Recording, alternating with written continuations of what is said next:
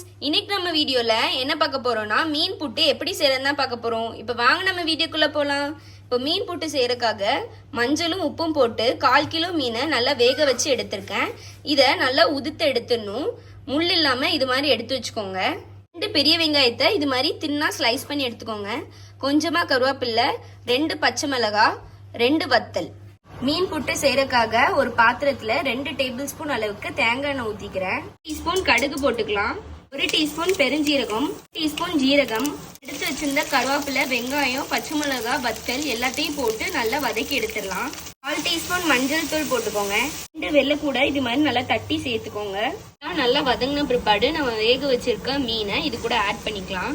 இது கூட 1/4 கப் துருவன தேங்காய் ஆட் பண்ணிக்கலாம். டீஸ்பூன் அளவுக்கு மிளகுத்தூள் போட்டுக்கலாம்.